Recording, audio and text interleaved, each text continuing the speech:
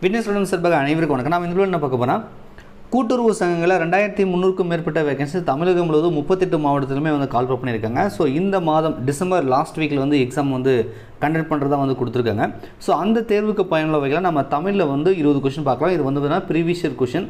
So கண்டிப்பாக வந்து முந்தைய ஆண்டுகளில் எப்படி கேள்விகள் கேட்டிருக்காங்க அப்படின்றத நம்ம தெரிஞ்சால் தான் ஸோ இப்போ நம்ம படிக்கிறதுக்கு ரொம்ப யூஸ்ஃபுல்லாக இருக்கும். நம்ம ஏற்கனவே ஒரு வீடியோ போட்டிருப்போம். ஸோ இது தொடர்ச்சியாக வந்து பார்ட் 2 இந்த வீடியோ நம்ம வந்து பார்க்குறோம். ஸோ முதல் கேள்வி பாருங்கள். ஸோ 2020 நடைபெற்ற ஒரிஜினல் கொஷின் பேப்பர் தான் நீங்கள் பார்த்துருக்குது ரைட்டா. ஸோ இந்த கூட்டுறவு சங்கத்துக்கான தேர்வு தான் நீங்கள் பார்த்துட்ருக்கீங்க. தமிழ் மொழியை முதலில் செம்மொழி என அழைத்தவர் யார் அப்படின்றாங்க. கண்டிப்பாக உங்களுக்குலாம் தெரிஞ்சிருக்கும். இது வந்து பார்த்தீங்கன்னா பழைய தமிழ் புத்தகத்தில் வந்து கொடுத்துருக்காங்க. இப்போ நம்ம 2023 2022 படிக்கிறோம்ல, அது கிடையாது. ஸோ அதுக்கு முன்னாடி 2015 16 17 புத்தகம் முதலே பழைய தமிழ் புத்தகம்னு சொல்லுவோம். நீங்கள் டிஎன்பிசி குரூப் 4 படிக்கிறீங்கன்னா தமிழ் புத்தகம் படிப்பீங்களா, அந்த புத்தகத்தெல்லாம் வந்து கொடுத்துருக்காங்க. ஸோ தமிழ் மொழியை முதலில் செம்மொழி என அழைத்தவர் யார் அப்படின்னா பரிதிமார் கலைஞர். அதே மாதிரி ஒவ்வொரு மொழியும் வந்து பார்த்திங்கன்னா எப்போ வந்து செம்மொழி அந்தஸ்து பெற்றது, மத்திய அரசு எப்போ இது கொடுத்தா அறிவிச்சாங்கன்னு சொல்லியிருப்பாங்க. அதில் ஃபஸ்ட்டு பார்த்திங்கன்னா நம்ம தமிழ் மொழி தான் வந்து செம்மொழின்னு அறிவிச்சிருப்பாங்க. அதுக்கப்புறம் தான் மற்ற மொழியெலாம் வந்திருக்கும். அது ஒவ்வொரு இயர்லாம் வந்து தெளிவாக கொடுத்துருப்பாங்க. ஸோ பழைய தமிழ் புத்தகம் பார்த்திங்கன்னா உங்களுக்கு அது தெரியும். சரி, வடவெங்கடம் தென்குமரி ஆயிடை தமிழ் கூறும் நல்லுலகம் என பாடியவர் யார் அப்படின்றாங்க. ஸோ இந்த கேள்வி பார்த்திங்க அப்படின்னா பணம் பாரணர் அப்படின்றவர் தான் வந்து சரி ரைட்டா. ஸோ இது வந்து பார்த்திங்க அப்படின்னா இவங்களே பார்த்தீங்கன்னா இது வந்து ஒயிட்னர் வச்சு அழிச்சிருக்காங்க. ஆக்சுவலாக வந்து தொல்காப்பியத்திற்கு சிறப்பாயிரம் பாடியவர் அப்படின்றது தான் இந்த பணம் பாரணர். தொல்காப்பியம் கிடையாது, தொல்காப்பியத்திற்கு சிறப்பு பாயிரம் பாடியவர் தான் இந்த பணம் பாரணர். இவர் தான் வந்து இப்படி சொல்லியிருக்காரு ரைட்டா. ஸோ அதனால் வந்து சி ஆப்ஷன் தான் அதுக்கு வந்து சரி. பக்குருளி ஆற்றுடன் குமரிக்கோடும் கொடுங்கடல் என்று குறிப்பிடும் நூல் எது அப்படின்னு சொல்கிறாங்க. ஸோ இது வந்து பார்த்தீங்கன்னா சிலப்பதிகாரத்தில் இருக்குது. சிலப்பதிகாரத்தில் இது வந்து இருக்குது. ஸோ அடுத்தது முன்னீர் வழக்கனாலே தொல்காப்பியத்தில் தான் இருக்கும் ரைட்டா. அந்த முன்னீர் வழக்கம் மகடு ஓர் இல்லை அப்படின்னு சொல்லியிருக்காங்க. இதில் இந்த மகடு அப்படின்னா என்ன அப்படின்னு சொல்லி வந்து கேட்குறாங்க ரைட்டா. ஸோ அப்படின்னா என்னென்னா இதுலேயே நம்ம மகடுன்னா மகளிர் அப்படின்ற மாதிரி தான் வருது. ஸோ அப்போ வந்து நம்ம பெண் அப்படின்னு நம்ம சொல்லிடலாம் ரைட்டா. ஸோ இது வந்து பெண் என்பதே இதுக்கு வந்து சரி. முதற் சங்க நூல்களில் ஒன்று.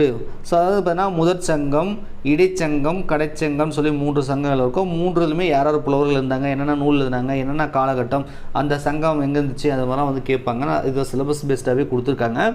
ஸோ முதற் சங்கத்தில் வந்த நூல்னா இந்த இதில் பார்த்தீங்கன்னா களரியா விரை அப்படின்னு போட்டிருக்காங்களே, களரியா விரை அது ஒன்று.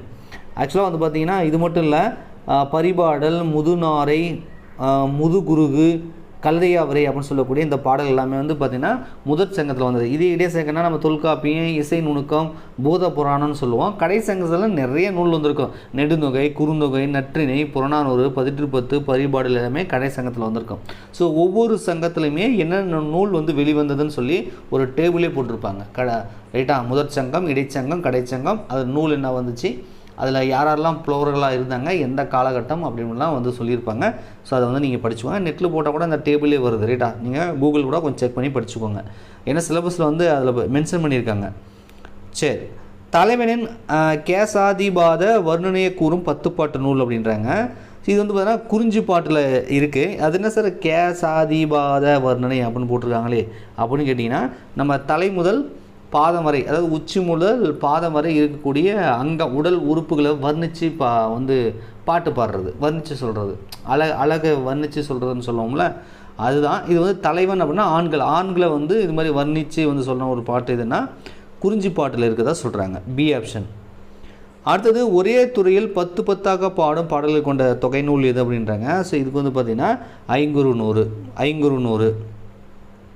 திருக்குறள் அறத்துப்பாலின் அதிகார எண்ணிக்கை அப்படின்னு சொல்கிறாங்க. நமக்கு தெரியும் திருக்குறள் அப்படின்னா முப்பால், அறத்துப்பால், பொருட்பால், இன்பத்துப்பால் அல்லது காமத்துப்பால், இது சம்திங் அப்படி சொல்லுவாங்க ரைட்டா. ஸோ முதல்ல வந்து திருக்குறளில் முப்பால் இருக்குது. ஒவ்வொன்றுத்துலேயும் எத்தனை அதிகாரங்கள் இருக்குது அப்படின்றது கண்டிப்பாக உங்களுக்கு தெரிஞ்சிருக்க வாய்ப்பு இருக்குது. ஸோ அறத்துப்பாலில் பார்த்தீங்கன்னா 38 இருக்கும். இதே நீங்கள் பொருட்பாலில் பார்த்தீங்கன்னா 70 இருக்கும். இன்பத்துப்பாலில் 25 அதிகாரங்கள் இருக்கும். ஒட்டு மொத்தமாக நீங்கள் ஆட் பண்ணிங்கன்னா 8 5 13க்கு 3 மீதி 1 7 3 10 12 மீதி 1 வந்துச்சு இல்லையா, அதை கூட சேர்த்திங்கன்னா 13. மொத்தம் 133 அதிகாரங்கள் வந்து நம்ம திருக்குறளில் இருக்கும். ஒரு அதிகாரத்துக்கு 10 குறள் வீதம் 1000 அப்போ போட்டிங்கன்னா 1330 குறள் இருக்கும் அப்படின்றத படிச்சிருப்பீங்க. ஸோ அறத்துப்பாலில் 38, பொருட்பாலில் 70, இன்பத்துப்பாலில் 25 அதிகாரங்கள் இருக்குது அப்படின்னு சொல்லி திருக்குறளை பற்றி கேட்காத ஒரு கொஷின் பேப்பரே கிடையாது ரைட்டா. சரி, திருக்குறளை போலவே முப்பால் பிரிவை கொண்டு விளங்கும் நூல் எது? திருக்குறளுக்கு அடுத்த நூலாகவே பார்த்தீங்க அப்படின்னா நாலடியார் தான் வச்சுருப்பாங்க. நாலடியார் தான் திருக்குறளுக்கு அடுத்ததே வச்சுருப்பாங்க. நாலடியாரும் அந்த திருக்குறளுக்கு ஒரு ஒப்பான நூல்னு சொல்லலாம்.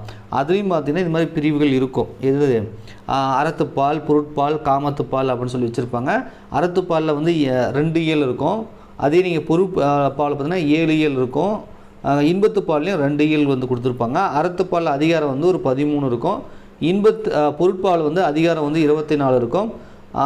அதேமாதிரி காமத்துப்பாலில் வந்து காமத்துப்பால்னா இன்பத்துப்பால் அதில் அதிகாரம் வந்து ஒரு 3 இருக்கும். ஸோ இதுவும் வந்து திருக்குறள் மாதிரி கிளாஸிஃபிகேஷன் வந்து பண்ணி வச்சுருப்பாங்க. ஸோ இது வந்து நாலடியார் என்பது இதுக்கு வந்து சரி.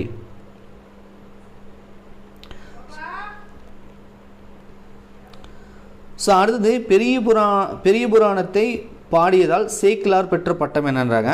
ஸோ பெரிய புராணத்தை வந்து பாடினது சேக்கிலார் நமக்கு தெரியும். ஸோ இது வந்து பார்த்தீங்கன்னா தொண்டர் சிறு பரவுவார் அப்படின்னு சொல்லுவாங்க. சேக்கிலாருக்கு வந்து இன்னொரு பட்ட பெயர்னு வச்சுக்கோங்களேன், தொண்டர் சிறு பரவான்னு சொல்லுவாங்க. இதெல்லாம் நம்ம தமிழில் படிச்சிருக்கோம். இதெல்லாம் ஈஸியான ஒரு கேள்வியும் கூட.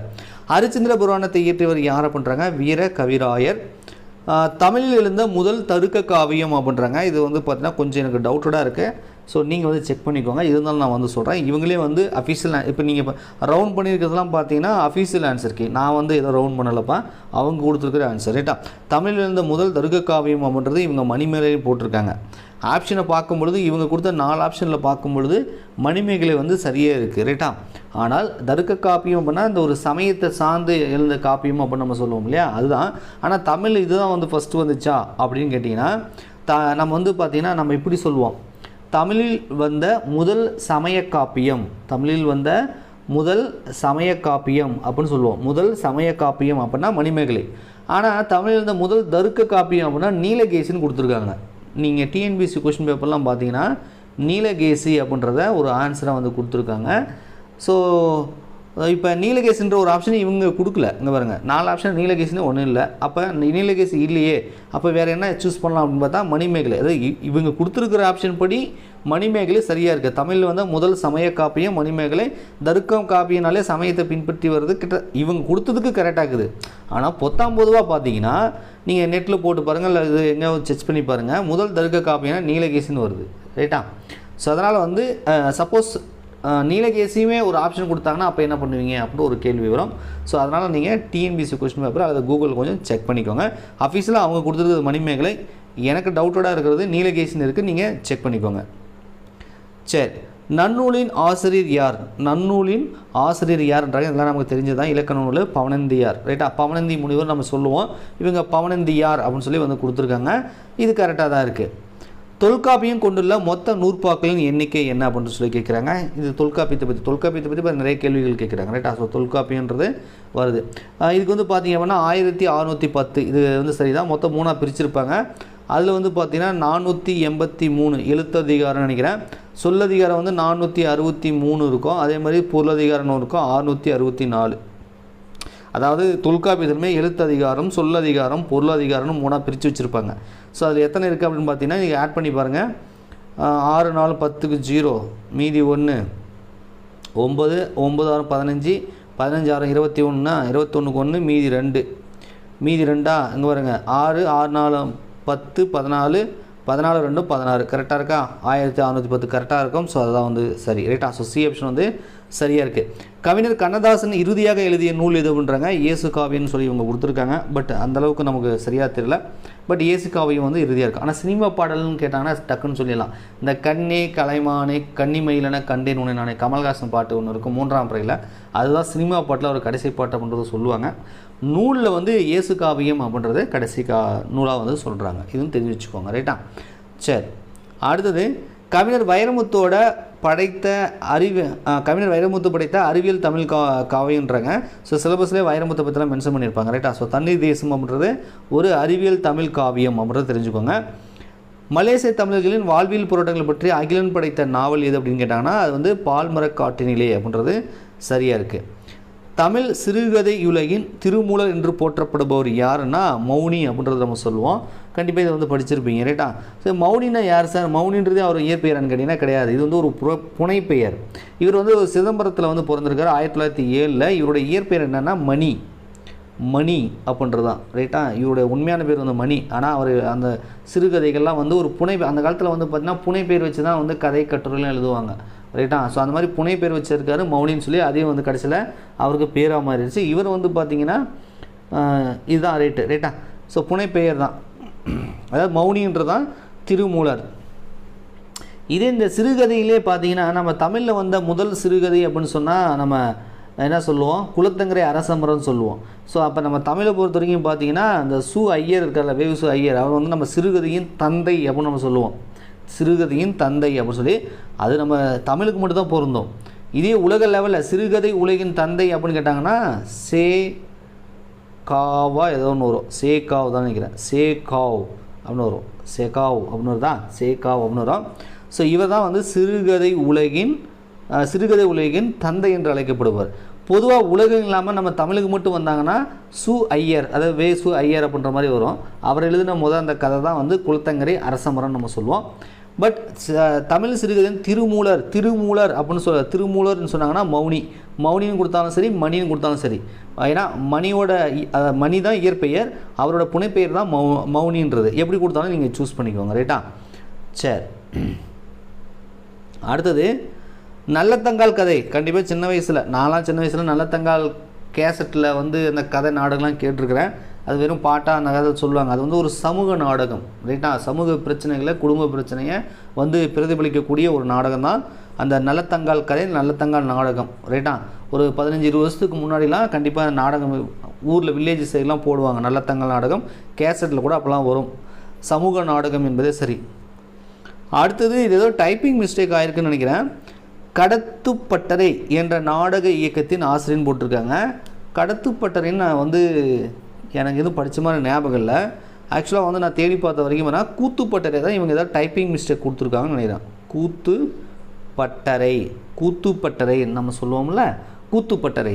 அந்த கூத்துப்பட்டறை தான் இவங்க கடத்துப்பட்டறைன்னு போட்டாங்க போல். இந்த நாடகத்தோட ஆசிரியர் கூத்துப்பட்டறைக்கு வந்து பார்த்தீங்கன்னா முத்துசாமி நான் அது பி கிடையாது, ஸ்பெல்லிங் இது கூட ஸ்பெல்லிங் மிஸ்டேக் இருக்குன்னு நினைக்கிறேன். முத்துசாமின்னு வந்துருச்சு. அது நாவோ பியோ ஏதோ ஒன்று வந்துட்டு போகுது ரைட்டா. ஸ்பெல்லிங் நம்ம முத்துசாமி தான் கரெக்டு, முத்துசாமி தான். ஆனால் அந்த பீன் போட்டிருக்காங்க. தமிழில் தேடி பார்க்கும்போது முத்துசாமின்னு இருக்குது. மேபி டைப்பிங் மிஸ்டேக் வந்து ஆகியிருக்க வாய்ப்புகள் இருக்குது ரைட்டா. ஸோ கூத்துப்பட்டறை என்ற நாடக இயக்கத்தின் ஆசிரியர் அப்படின்னு கேட்டாங்கன்னா முத்துசாமி என்பதே சரி. இவங்க பி முத்துசாமின்னு போட்டிருக்காங்க, கடத்துப்பட்டறைன்னு போட்டிருக்காங்க. மேபி ஏதாவது டைப்பிங் மிஸ்டேக்காக இருக்கலாம், இல்லை உண்மையிலே இப்படி ஒரு நூல் இருந்துச்சுன்னா கமெண்ட்ஸில் சொல்லுங்கள், நானும் தெரிஞ்சுக்கிறேன். எனக்கு தெரிஞ்ச வரைக்கும் கூத்துப்பட்டறை முத்துசாமி இவர் ரொம்ப ஃபேமஸான ஆளும் கூட. ஏன்னா 2012 பத்மஸ்ரீ அவார்டே வாங்கியிருக்காரு. 2012 பத்மஸ்ரீ விருதே கொடுத்துருக்காங்க சென்ட்ரல் கவர்மெண்ட்டில். முத்துசாமின்றவர் இவர் வந்து கூத்துப்பட்டறை ரைட்டா. கூத்துப்பட்டறை இந்த சினிமா இது பண்ணுறதெல்லாம் சொல்லுவாங்களா, அது மாதிரி ஒரு இதுதான் இந்த நாடகம் ஒரு இது ரைட்டா. ஏதோ ஒரு டைப்பிங் மிஸ்டேக்காக இருக்குது. ஸோ இது வந்து பார்த்திங்கன்னா நம்ம கூட்டுறவு சங்கங்களில் கேட்கப்பட்ட கேள்வி தான், ப்ரீவியஸ் இயர் கொஷின் தான் ரைட்டா. ஸோ இது சிலபஸ் பேஸ்டாக தான் கேட்டிருக்காங்க. ஆனால் வந்து ஒரு சில மாவட்டங்கள், அதாவது பார்த்திங்கன்னா ஒவ்வொரு டிஸ்ட்ரிக்கும் வந்து அந்தந்த டிஸ்ட்ரிக்டில் வந்து கொஷின் பேப்பர் ரெடி பண்ணி அவங்கவுங்க வந்து கொஷின் அப்போ 2020 இதெல்லாம் வந்து 2020 நடத்திருக்காங்க இல்லையா. அந்தந்த மாவட்டத்தில் வந்து பார்த்திங்கன்னா கொஷின் பேப்பர் கொடுத்துருக்காங்க. உங்களுக்கே தெரியும், சேலம், நாமக்கல்னு அங்கங்கே தனித்தனியாக டிஸ்ட்ரிக்ட் வைஸாக வந்து எக்ஸாம் வச்சுருக்காங்க. அப்படி பார்க்கும் பொழுது அவங்க ஒரு சில பேர் வந்து சிலபஸ் வைஸாக கொஷின் எடுத்துருக்காங்க. இப்போ நம்ம பார்க்குறது 2வது வீடியோ. இதுக்கு முன்னாடி நான் தமிழுக்கு வீடியோ போட்டிருக்கேன். அவங்களும் சிலபஸ் வைஸாக கேட்டிருக்காங்க, இவங்களும் வந்து சிலபஸ் வைஸ் தான் கேட்டிருக்காங்க. இதில் ஒரு விஷயம் என்ன அப்படின்னு பார்த்தீங்கன்னா, இலக்கண பகுதி கேட்கவே இல்லை. இலக்கணம் வந்து கேட்டாங்களா, கேட்கல. ஆனால் ஒரு சில மாவட்டங்களில் இலக்கண பகுதியும் கேட்டிருக்காங்க. அது 2020க்கு முன்னாடி ஒரு எக்ஸாம்பிள் நடந்ததாக சொல்கிறாங்க. ஸோ கமெண்டில் பார்த்த சில நண்பர்கள் சொல்லியிருந்தாங்க, இலக்கண பகுதியும் கேட்டிருக்காங்க சார் அப்படின்னு சொல்லியிருக்காங்க ரைட்டா. ஸோ இதனால் இருந்து நமக்கு என்ன தெரியுது அப்படின்னா, ஸோ கொஷின் பேட்டர்ன்றது சிலபஸ் பேஸ்டாக தான் எடுக்கணும். But rules and 100% syllabus base பண்ணி எடுப்பாங்கன்னு சொல்ல முடியாது. சில 1-2 வினாக்கள் வந்து இலக்கணத்து கூட வரலாம் ரைட்டா. ஸோ அதனால் இலக்கண பகுதி படிக்கணும்னு விருப்பப்பட்டீங்கன்னா கொஞ்சம் மேலோட்டமாக படிச்சுக்கோங்க. ஆனால் அதுக்கு படிக்க டைம் இல்லாத தான் பிரச்சனையே ரைட்டா. ஆனால் கேட்டிருக்காங்கன்ற விஷயம் நீங்கள் தெரிஞ்சுக்கோங்க. உங்களுக்கு படிக்க டைம் இருக்கும் பட்சத்தில் நீங்கள் மேபி இலக்கணத்தை கூட சேர்த்து படிச்சுக்கோங்க. ஒன்றும் தப்பு ஒன்றும் கிடையாது. ஆனால் வந்து ஒரு சில மாவட்டத்தில் கேட்டிருக்காங்க ரைட்டா.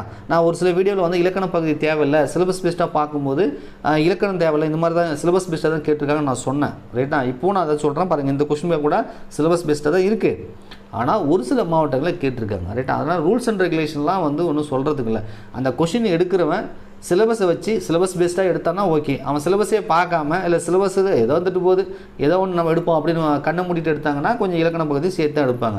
ஸோ அதனால் வந்து அது கொஷின் எடுக்கிறவங்களை பொறுத்து தான் இருக்குது, அது நான் ஒன்றும் சொல்கிறதுக்கு இல்லை ரைட்டா. ஸோ இதில் வந்து பார்த்தீங்கன்னா 200வது கொஸ்டின் வந்து நான் டைப்பிங் மிஸ்டேக் இருக்கிறதா வந்து சொன்னேன் இல்லையா.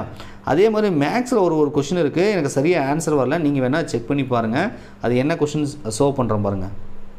ஸோ இதே கொஸ்டின் பேப்பரில் பார்த்தீங்கன்னா மேக்ஸ் வந்து கொடுத்துருக்காங்க. நிறைய நண்பர்கள் வந்துன்னா டெய்லியுமே மேக்ஸுக்கு வீடியோ போடுங்க சார், ப்ரீவியஸ் இயரில் இருக்க கொஸ்டினுக்குலாம் மேக்ஸ் வீடியோ போடுங்க சார்னு கேட்டுருக்கீங்க. ஸோ வந்து நானும் வந்து ட்ரை பண்ணுறேன், அடுத்தது மேக்ஸ் வீடியோவும் நம்ம போடுவோம். இதில் இருக்கக்கூடிய மேக்ஸுக்கெலாம் இதில் ஒரு கொஸ்டின் கொடுத்துருக்காங்க, இதெல்லாம் பார்த்தீங்கன்னா ரொம்ப சிம்பிளான ஒரு கேள்வி தான். ஸோ இந்த கேள்வி பாருங்கள் ரைட்டா. ஸோ வீட்டில் ஃப்ரீயாக இருந்தால் ஒர்க் அவுட் பண்ணி பாருங்கள் அதுக்கு வருதான்னு சொல்லி ரைட்டா. ஸோ 123வது கேள்வி ஒன்று கேட்டிருக்காங்க, வேல்யூ ஆஃப் ஒரு மதிப்பு கண்டுபிடிக்கிறது சிம்பிளிஃபிகேஷன் பண்ண சொல்லி ஒரு பாலினாமல் ஈக்குவேஷன் ஒரு இது வந்து கொடுத்துருக்காங்க, அல்ஜிபிரிக் ஈக்குவேஷன் வந்து கொடுத்துருக்காங்க.